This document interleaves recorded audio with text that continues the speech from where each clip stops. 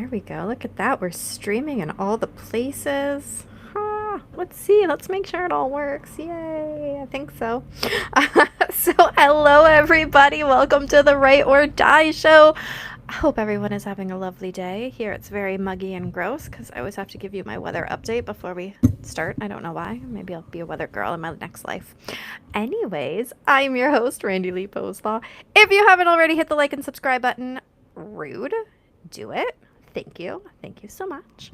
And of course, if you have any comments, feel free to share them and we'll answer them, whether it's during the episode or during when you come back to watch it later, because maybe you're all at work. That sucks for you.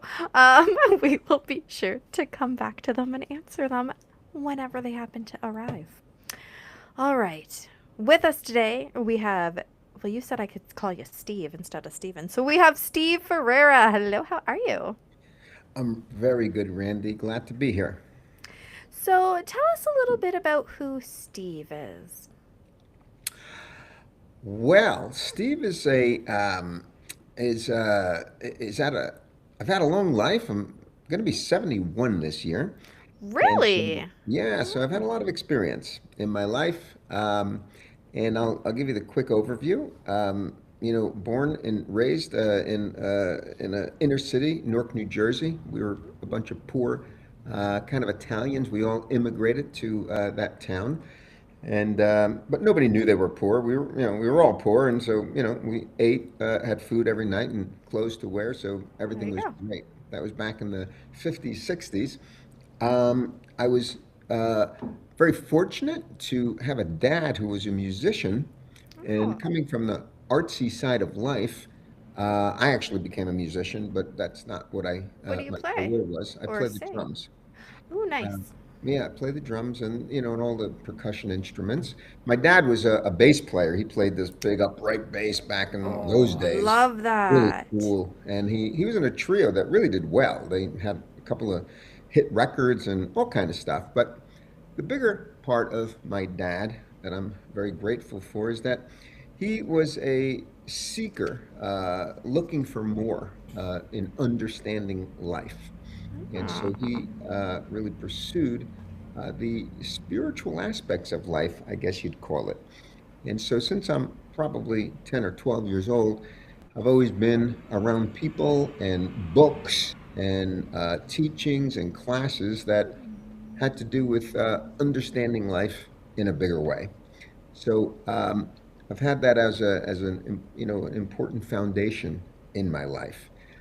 Um, I realized that music was not going to be a great career. My dad actually was starting to get out of it as I was growing because he, didn't make a lot of money doing it. You don't make a lot of money unless you're discovered and become, Mm-hmm. you become like Frank Sinatra or something. But the tough business, and he was touring a lot and not home, so he started selling life insurance door to Mm. door, and I kind of liked the way I saw what he did. He was very personable. People liked him. And so when I turned 18, decided I was not going to go to college.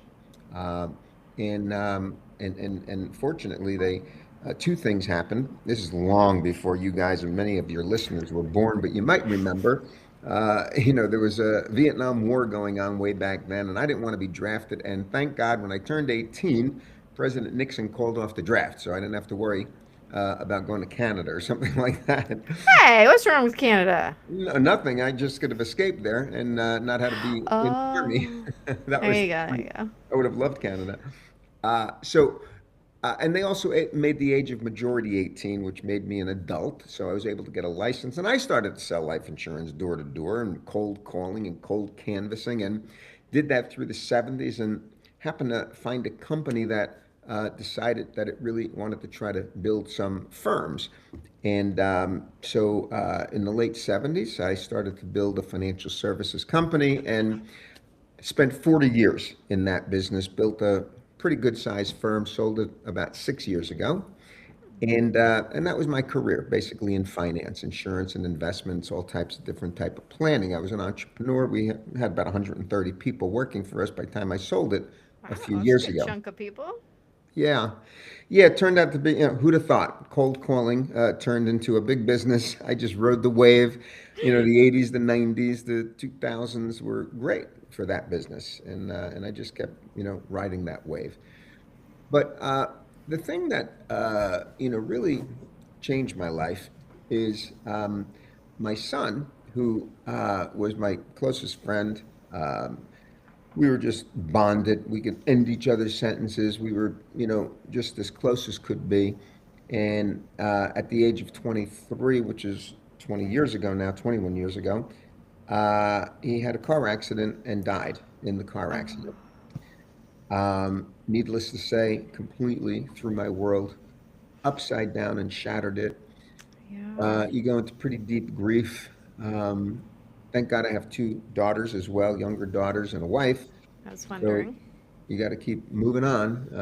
You just can't say, hey, I'm done too, as much as that thought sometimes comes through your mind. But, all the spiritual teachings and everything that I'd learned, and I was teaching spiritual principles for an institute for over 20 years. Oh, Uh, all of that, I won't say it goes out the window, but you begin to question everything and you wonder, how yeah. could this universe, how could this, if there's a God, take this amazing 23-year-old man out of existence, out of his human experience? It made no sense. He was at the top of his game, loving life. He was about to get married. Everything was perfect. Oh, wow. So as his dad, you know, I was just really angry. I was a runner at the time, and I used to run and just scream at the top of my lungs at whoever. Usually it was God or universe or something, as to Mm-hmm. how could this occur? It made absolute no sense. And I I was a journaler. I was always a writer, but didn't do it on a daily basis. But after my son died, I found that daily journaling, which I've done now for over 20 years, every single day, became a real therapy for me.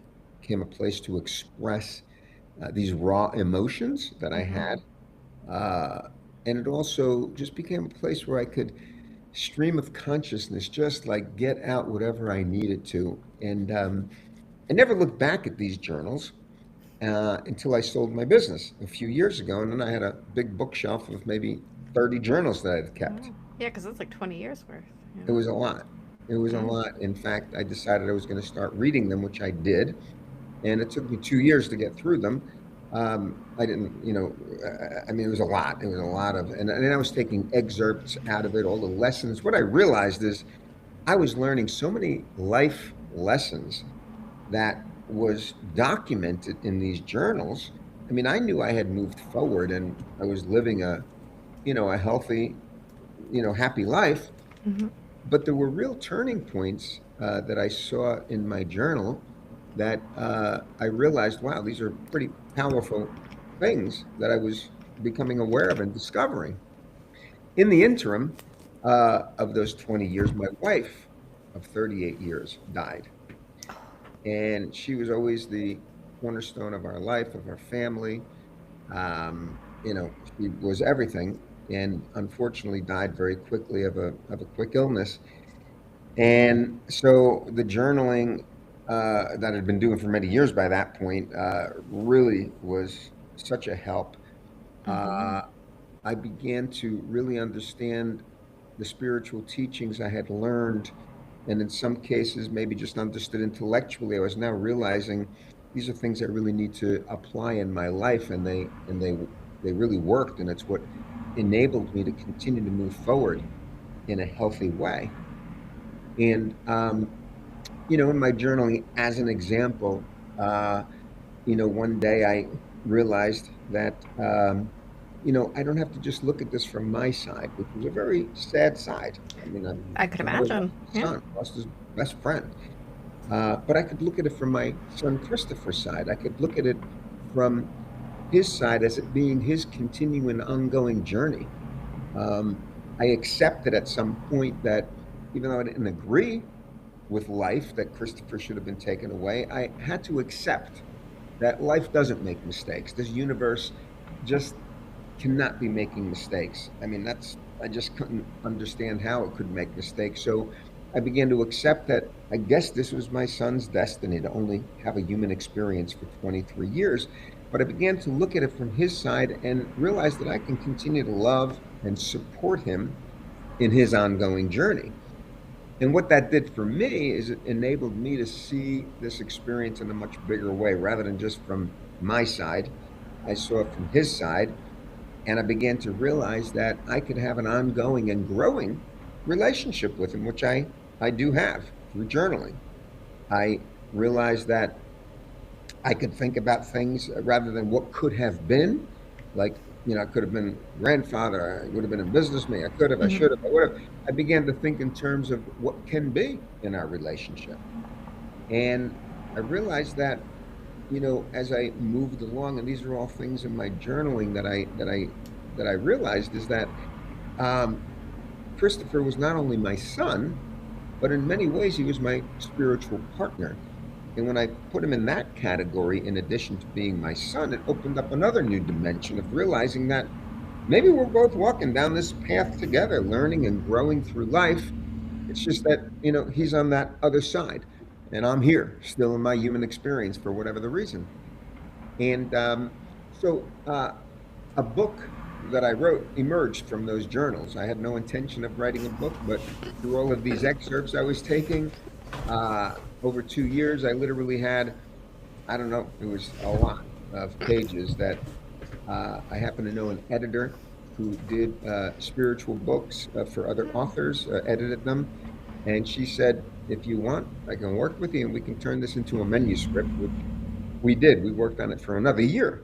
And Mhm. uh, and we got something that was book worthy. It was a manuscript you sent to a publisher. They accepted it. They published it.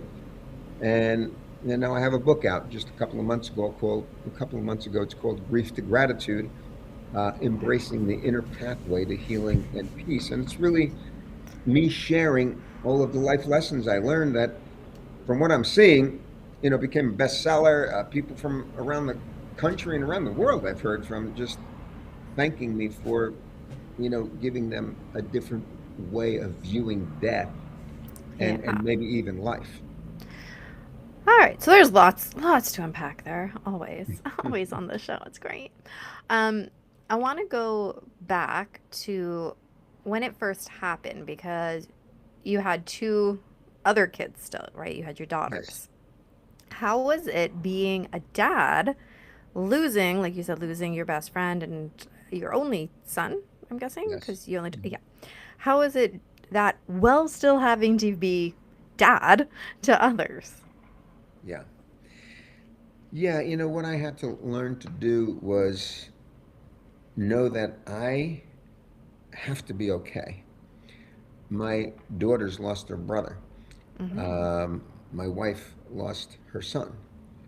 Uh, I have to be as strong and as okay as I can be, certainly when I'm with them. But if I need to take a run and scream at the universe, or if I need to just cry uncontrollably into my pillow, or whatever I need to do, I needed to be dad and allow them to go through their grieving process and express themselves. And they both have a good amount of friends, great people, great friends that they were able to, express with and I think move forward in a healthy way. We've helped each other very much and still do all these years later. But yeah, it's a good question because you can't just go in the corner, crawl in the corner, and feel sorry for yourself, and that's a good thing because I'm not designed to do that anyway. But some people are.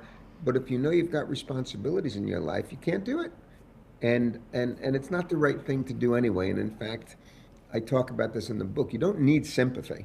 Our society is designed, and it's people doing the best they know.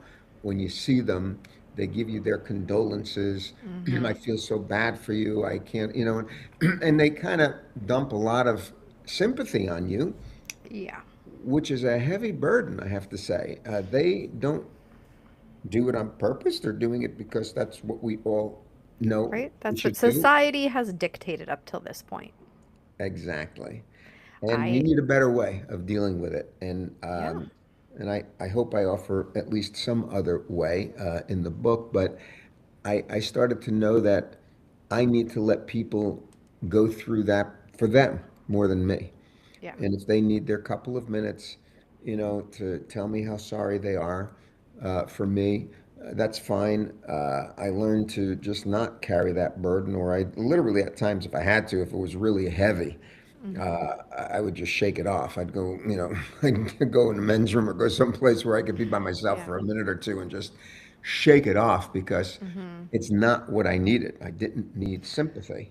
Right. I've been saying that for years about, well, whether it was the grieving process or depression or whatever. I hate when people are like, "Oh, no, I'm so sorry for you." It's like, "Yeah, cool. That doesn't help me at all." And I've never heard it expressed in the way that, it's a burden to that person, which yes. Yeah. Yeah, I love that perspective of it.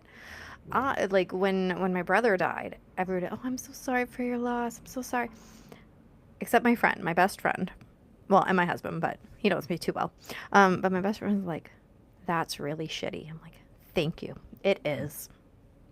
Like that yeah, that's all I need, an acknowledgement of the fact that this situation really, really sucks.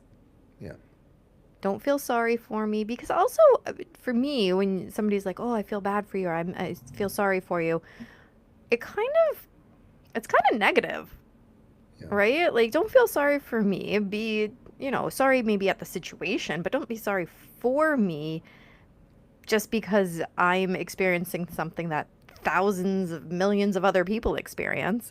It sucks. yeah. It doesn't make it easy just because other people experience it. But I don't like that. Oh, I feel so sorry and my condolences. That always made me feel bleh. Yeah, I agree. I agree. But again, it's all people know they're doing the best they know at that point. So Exactly. I would not ever say don't do it. I mean, it's what people know to do. Some of So the best, far, but we can give them new options now. yeah, absolutely. Choices. And sometimes the best option is say nothing. Just Yeah. hug them. Just give them, just give them a, an understanding look. Or, Yeah. some of the best experiences I had were when people uh, basically my son worked at this hotel when he was in college, and they were great people. They loved him. He loved them. It was a little Caribbean hotel down in South Florida where we live. And so my wife and I were taking a walk one day, maybe 3, 4 months after Christopher died, and they wouldn't have known because he wasn't working there at the time. It was during the school year. And so he said, let's go in and let them know. And it was a husband and wife, really wonderful, beautiful people. And we told them, that Christopher had passed away. And they both just said not a word, but just kind of were with us.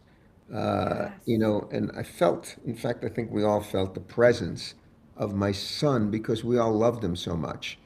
And he was just there with us. Hmm. And nothing was said for maybe a minute or two. And then we just, said goodbye and we left. There was nothing more or less to it. And it was one of the best experiences that I had. I talk about that in the book because it was such an impact to me. Hmm. And other times where, like you said, people just give you an understanding word, Hmm. or they know they can feel to some extent what we might be going through, and they're just there.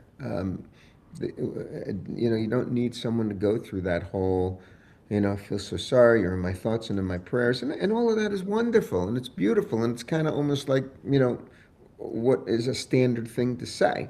Yeah. But there are better ways of handling it. You know, when I see people, I mean, I have such a different perspective on death at this point. Um, Yeah. and frankly, if somebody gets out of life, and this sounds kind of weird to a lot of people, but if, like my son, I use him as an example. I mean, now that I look back, from what it looks like, he died instantly and peacefully. He didn't have any scratch on him or he was trying to get out of his car or anything. He Mm. actually went into a water and he drowned. And after I was able to move on, and it took a couple of years, but I'm happy for him because he got out of this human experience. We all need to get out of it at some point. If you're Eventually we born, will. Yeah. yeah, I mean, that's the only guarantee. If we're born, we're going to die. Mm-hmm. And, uh, and that's another thing. People get confused with, they say life and death are opposites, but it's birth and death. Life is something that continues Yeah. on. Life is You know, that middle bit, yeah. kind of. Yeah. Yeah, it's the middle piece that we live, and it's probably ongoing because that's another thing. Having pondered life to the extent that I have, there's just no way that this human experience of 70, 80, 100 years or 23 years in my son's case is all there is. There just has to be more. And I personally don't believe in a heaven or hell. I just think we're on a journey. And Mm-hmm. this human experience is part of it. But ultimately, what we truly are spiritual beings that are inhabiting this human body for however long. The human body's going to die, but the spiritual essence continues on. And I don't know where, I have no idea, but it just makes no sense that it would end and Yeah. with no other purpose to this life, that continues. I think, you know, um, I think while we're here in this human experience, we're in a classroom. I think the human experience Mm. is a place where we should approach life as a student. Life and the experiences that it gives us, both the good and the bad, are the way life teaches us, and we learn from them. And the biggest challenges, many times in people's lives, they'll look back after they've gone through it. Might take a couple of years, but they'll say, wow, that was the best thing that ever happened. I mean, people that have had horrible accidents and got mangled, you know, years later, it's like, thank God that happened. It changed me completely. I used to be an egotistical maniac, and now I'm, whatever. And Yeah. I've met so many people that the biggest challenges they've ever had in their life, whether it's loss of a loved one, loss of a relationship, loss of a job, loss of your assets, or sickness, it's sometimes the best thing because people were able to change in a genuine way and become a better version of themselves, you know? So, Yeah. Yeah. yeah. I like this idea of talking about it. I mean, obviously that's why we have the show. But the idea of talking about it to let people know there's other things you can say and other things you can do, and sometimes that idea, I mean, you said saying nothing. Saying nothing speaks louder than thousand words. That's a Yeah. great quote. You know, I'll be written on the wall someplace. That's a great quote. Feel free to use it, everybody. It's all good. Um, right? That's the thing. And I can remember at my brother's funeral, my cousin, who I don't see very often, she's up in Toronto. She's not far, but it's far enough. When she came down for it, and it was a surprise because we didn't think she was gonna make it. Um, and she just gave me the biggest hug. Shh, don't tell the funeral director. It was COVID. We weren't allowed. Shh. Um, but she just gave me the biggest hug, and that was it. Like, just that. No words needed. Everybody else is, oh, I'm so sorry. Um, just a hug. And from her, it was like the most meaningful thing ever. And I'm just Yeah. sitting there and I'm bawling. I didn't really like, I'd cried, but on and off, but like not really. And so of course she's doing her thing. You're making me cry, and she's like, it's okay. And I'm like, no. But as you were talking, I realized why saying I'm sorry bothers me so much. Hmm. Because the word sorry implies that the person had some kind of a hand in what happened. Because Hmm. saying I'm sorry is, I know something is wrong. I did something. I'm taking accountability for that something. Hmm. And so it bothers me because you didn't, for like in my case, you didn't stab my brother with a needle. You didn't turn him into an addict. Like, you haven't. This doesn't make sense. It does not compute in my brain. You're not sorry. You're upset with the situation, sure, but saying I'm sorry doesn't add up in my brain specifically. So yeah, as you were talking, I kind of pieced that together, which I had never fully pieced together before. So, Yeah. It's my Yay. aha moment. Well, we as a society, you know, we have never really learned a healthy way to deal with death. Yeah. There's other societies, other cultures around the world that celebrate death. Hmm. Um, I'm sure there's still sadness because you've lost someone that you had a relationship and loved, and they're not physically here anymore, but they celebrate their life and their ongoing journey. And such a much healthier way to do Hmm. it. And and there's cultures around the world that just know how to deal with death better than we do in the Western world. I Hmm. think probably, the a big thing that I learned is because we are such an outside in society, like all Hmm. the stimuli on the outside, Yes. all of our devices, all of the news, all of the computers, all of the everything. It's great tools, but it's overstimulation. And we're constantly being stimulated, constantly being marketed to. And that's where most people live, from the outside in. Hmm. What I learned and the way I live my life is from the inside out, meaning that whatever happens on the outside, I still can choose how I'm going to respond. I'm not a victim of the Hmm. outside world. I don't care what happens, including the death of my son. I'm not a victim of life having done something to me. It's an experience that occurred, and I have a choice of how I want to respond to it. Now, initially, I didn't have any choice. I was in deep grief. But over time, as I was able to process it more, and as I journaled more, and truly wanted to keep moving forward, surrounded myself not with people that gave me sympathy, but people that gave me understanding. I got more involved with, Yes. with spiritual books and book clubs built around spiritual books that truly help you understand life and death in a different way. And that type of environment helped me continue to move forward. I realized that life is not here to torture us. Life is here to teach us. And if you, My daughter would beg to differ. No, she she's a little turd. It's fine. oh. But yeah, life is not here to torture us. Life is here to teach us, and the way life teaches us is through experiences. And I studied all the various religions and Buddhism. I mean, Buddha said that life is suffering, and in many ways it is. But Hmm. life is also joyful. But sometimes, and especially in this outside in world, it's so disingenuous and it's so dishonest. We watch commercials of all the perfect people. We look at our, Oh, just look at social media now. yeah, All look the at social media. filters. And everybody's so doing perfect things, and you And just this is why the show is live, because when we mess up, it's real.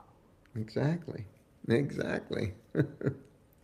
It's so true. I mean, we need more real. We need more genuine. People are a little bit, uh, you know, they've created way too much, space, I guess, between who they truly are and who they portray themselves to be. Hmm. And not that people are phonies. It's just the way we've kind of learned, and we think, if we think life is supposed to be all, cherries and roses and balloons, that's not the way life is. Life is great. Life has challenges. Life is life. And just as a little sidebar, I study science and quantum physics, and I like astronomy, and if you look at and if you think that the Big Bang, started the creation of this universe, that happened 14 billion years ago, and life has been unfolding to the extent that we cannot even comprehend. We are in this little tiny piece of dust relative to the universe. I mean, just within our own galaxy. They say Hmm. that there are 200 billion stars. Each one, a star is a sun. I mean, our sun is Yeah. a star. It's a star, and all those stars. So there's 200 billion stars. Each of those have solar systems. So there's probably trillions of planets. And that's just in our Milky Way galaxy. There are supposedly, and this is science saying this, and I don't know how they do it, some kind of math, but there's 2 trillion galaxies. It's so incomprehensible. I'm just And here picturing we Men are. in Black and like how they have all the aliens and whatever. Yeah, that's where my brain's gone. Yeah, and we're just this little planet with 8 billion people on it, rocketing through space, spinning this way, spinning around the sun. We don't have any idea of almost anything.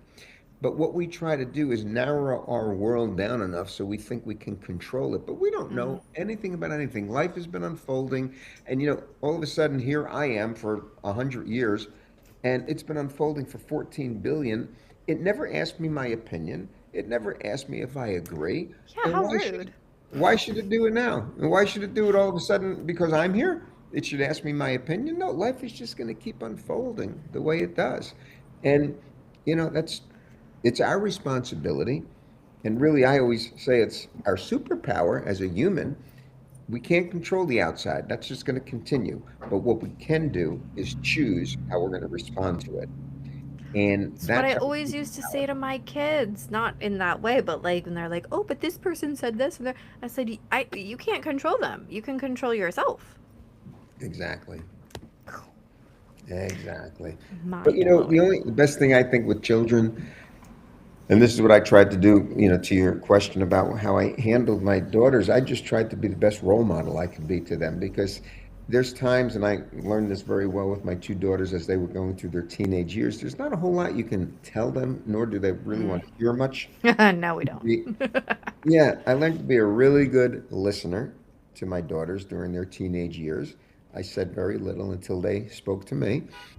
And but I tried to be the best role model I could, living my life in the way that I would hope might be an example for them. You know, That is, I mean, what's that saying? It's gone. It's lost in my brain somewhere. It's that like showing, not telling something. exactly. Ugh. I mean, that's really the way we learn. Yeah. You know, But there was so like a really good quote, and it like came in and popped out so fast. And it'll come back. whatever. It'll probably come back when I'm like in the bathroom. That's where everyone does all their best thinking, right? Yeah, that's good. Yeah. Yeah. Okay, so what would you tell somebody? And I'm gonna yawn, and I'm sorry. See, I'm sorry because it's my fault that I yawned. Actually, no, I don't It's even know. okay. It's You're like probably lack of tired. oxygen, whatever. Anyways, Yeah. Mondays are, oh, it's not Monday, it's Tuesday. That's how long of a A day it's long been. Monday. It's a A really long long Monday. Very Monday. I just had Tuesday. like an 8 hour nap in the middle of it. It's fine. I It's tell you, totally you know fine. what? I've learned as I've gotten older and I have the time, if I take a 15-minute nap once or twice a day, I oh love my gosh, naps. it's better than 8 hours of sleep. I just I feel so good. love naps. So the way they Why should don't, why don't we institute take a them at nap right work. now for 10 minutes? Right? I do. And now that we're talking about yawning and napping and tired, now I'm going to do it way more because That, that's what that'd be happens. a good addition to your podcast. You could have like a 10-minute nap Just have a period little nap. There you and just go. play a We can all little just nap mellow together. music in the background, and everybody takes a nap. It's like, did you ever hear that book, Everything I Ever Needed to Know I Learned in Kindergarten? And Mm. it's about, how great would it be if we, like in kindergarten, we took naps together? And how Yeah. great would it be like at 2 o'clock, 3 o'clock in the afternoon, we all have milk and cookies together, you know? Yes. And how great would it be I if agree we with that. if we held hands when we crossed the street? And it's all those kinds of things that we learned that we don't do anymore. But how great Yeah. would it be? I think a nap Yeah. is really I like that. important. I nap on the weekends. I sometimes nap during the week too, like after work, but naps are better in like the midday, not in the evening. Like I prefer my nap at like just after lunchtime, Right. because then it doesn't mess up the sleep later. But work. Ugh. Although sometimes I do nap on my lunch. I have a blanket at work and a yoga mat, and I'll just like lay down in the back room. I'll just have a little Careful. siesta, a little nappy poo. Um, I was giving a question. Oh, yeah, because I like to pose everyone a question, a random question, related to what we're talking about. What would be your piece of wisdom that you would give to somebody who just experienced their first death? Hmm. Yeah. First, I would say give yourself permission to grieve. It's okay to be sad. It's okay to be angry. If you can find a way to express it, go to the gym, go run. Journaling was big for me. Go scream into your pillow if you can or have to. Uh, but you do need to find ways to express that very intense energy of grief. But know that there is a path forward. And as long as you continue every day to take steps forward, you will get through it. But you do have to keep moving forward. And I remind myself often that life, as I said just a moment ago, is not here to torture me. It's here to teach me. So, what is it in this experience, as hard as it is it here to help me learn? And, in my case, uh, I began to realize that love is not something that you get. We're a little confused with that. Like we want our spouse to love us, our children to love us, and I need love. Love is not that. The only love we ever feel is the love we share, because love is an inside thing. So when you share it, you're the first one to feel it, and your children may or may not feel it. They feel what they feel. So if love is something we share and that's how we feel it, then whether the person is physically here or not, when your children aren't home with you, you still love them just as much. When your husband's off on a trip, you love them just as much. So, death is a little bit tougher because it's permanent, but I can continue to love my son and my wife as much as I always did, and maybe even more as I continue to learn and grow. Love is something I share. It doesn't mean something ended. A relationship doesn't end when physical death occurs. A relationship can continue. And for me, it continued by me realizing that my son is my spiritual partner. And the one other thing I would say is the death of someone close to you, in your case, your brother, in my case, my son and my wife, them being on the other side, whatever that means, they're just not in their human experience anymore. For me to have any kind of an interaction or relationship with them, I have to get more in touch with my spiritual essence, because that's the only place you can have a relationship anymore. It's at that different dimension. It can't be where I can sit and talk to my son and have a cup of coffee with him and give him a hug. It doesn't work that way anymore, but I can continue to have a relationship with him. And I need to, though, be more in touch with my spiritual essence. And therefore, then I can continue to have that relationship with him at a different level. So allow yourself to grieve, but know that grief is a door that opens that you need to walk through. You can't just stay in it forever. You can stay in it for a while if you need to, but it's a door that opens that can lead you to so much learning in your life. And ultimately, in my case, I found gratitude. Not that my son died, but gratitude for the experience and for all that I learned through that experience. That's why I call the book Grief to Gratitude, because it's a true journey, and it is a path that you can get to, and gratitude is the great healer. Mm, I have heard that before. I have heard that one, the gratitude thing. A Yeah. lot of people like to write down a gratitude journal and whatnot, which is a fantastic idea. Well, this is a great segue into what is your book about? Tell us about it. Granted, we already kind of know since we've been talking about it for the past 40 minutes, but Yeah, I tell mean, us I about your think, book. yeah, I think, we've discussed, many things about the book. It's, 260 pages of many chapters that goes through my life experience over these last 21 years, all of the many, many twists and turns that it took, but more importantly, it's all the life lessons that I was learning along the way that I share. And there's just many, many life lessons, and even at the end, I kind of try to summarize them into 8 major lessons, that I learned. Some of them I've shared with you already, just to realize that you can look at it from their side. And I talk Mhm. about that for an entire chapter of what that means and how that changes things. And life is not here to torture us, but to teach us. And I talk about that at length. It's a complete attitude. It's a way of being, realizing that life is here to teach us. Imagine if every day we woke up and we just are students of whatever's going to occur today. I'm going to be open to, and I'm going to kind of go with the flow. I'm not going to resist it. I'm not going to get, and if I do, I'll pull back, as long as I can be aware that I'm, trying to change life. I can't change it. What I can do is work from the inside and change my response. And so many lessons. I mean, I can go on forever about the book, but one thing I would say is because it is an inside out life and not an outside in life. The thing to understand is that all of these intense emotions that you go through, they're not who you are. You're not you're not grief. You're not anger. You're not sadness. You can have those things.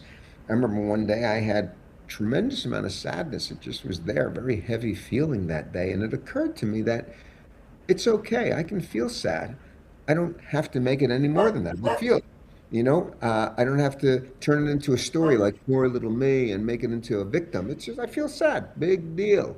It's not that big a deal, these emotions, if you can, kind of create a little space between you and them, because we're far greater than whatever the emotion is. But if we want to jump into it and dwell in it, then, we make it a bigger deal and we turn it into stories. And those stories is what creates suffering.